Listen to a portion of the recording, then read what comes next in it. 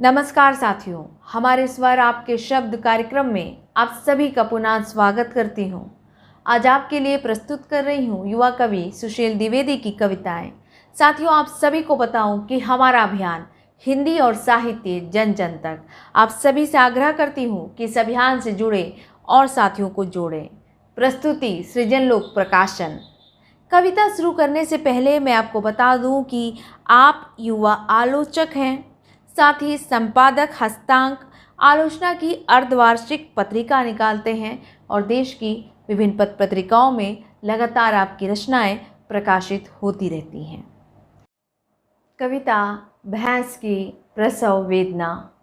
मघा की बारिशें नरियाते कुलांचे भरते भरते थक चुकी थी। अब दूर दूर तक थिर जल भराव था, जैसे पहली बार भैंस थिराई थी। सीमांत के घर भैंसों का थिराना अरुणाभ होना है। सीमांत के घर भैंसों का थिराना अरुणाभ होना है। पूर्वा की अंधेरी रात, हवाओं का साए साए चलना, दिया में चुपचाप गांधी का गिरना और दिए का जलबुझ उठना, टिड्डों, झिंगुरों, मेघों, सांपों का तांडव रव विपसना में भी भय कर देते हैं। बाहर छप्पर के नीचे गाभिन भैंस का बार बार खुराव, लाट टपकना, चिल्लाना, पूंछ पटकना। प्रसव की रात यातनापूर्ण और सबसे लंबी होती है। प्रसव की रात यातनापूर्ण और सबसे लंबी होती है। बिटिया का चूल्हे में गाढ़ी आग से दिया बारना, पुरही काकी का दिया लेकर चुपचाप देखना, बकरी से धान निकालना लड़के का और भैंस को खिलाना, काका का बांस की पत्ती काटना और रख देना भैंस के आगे। बियाती भैंस की वेदना सबको कर्मठ बना देती है। बियाती भैंस की वेदना सबको कर्मठ बना देती है। थनों में दूध का तीव्र कसाव, पेशाब आवर का धीरे धीरे गिरना, भैंस का कभी उठना कभी बैठना पूरी काकी को रुला देती है।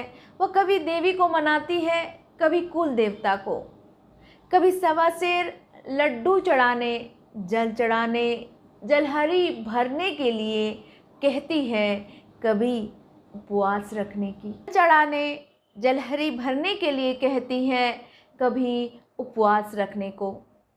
स्त्रियां अनकही वेदना भी सुन लेती हैं। स्त्रियां अनकही वेदना भी सुन लेती हैं।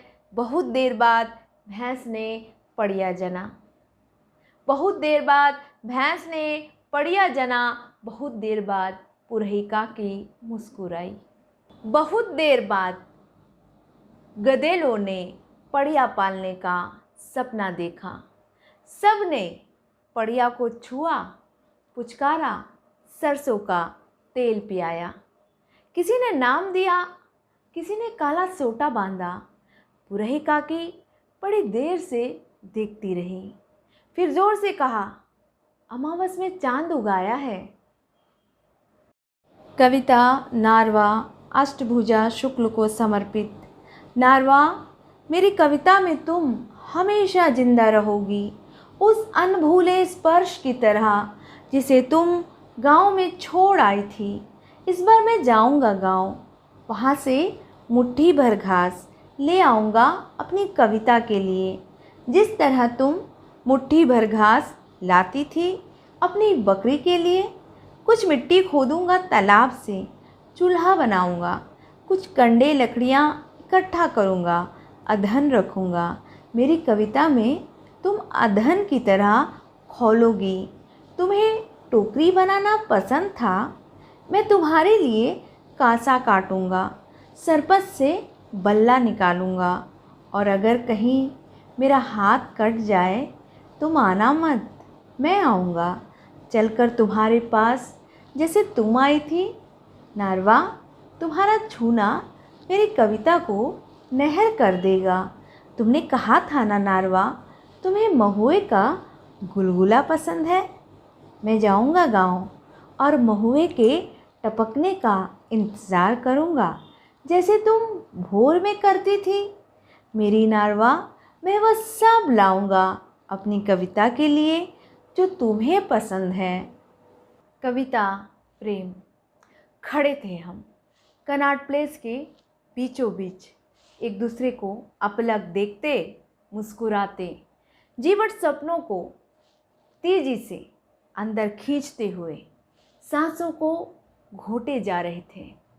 मेरे और उसके बीच कोई लंबा फासला नहीं था, लेकिन हमारे बीच दुनिया का सबसे भयावह शब्द था धर्म, जिसके शिकार हुए थे हम।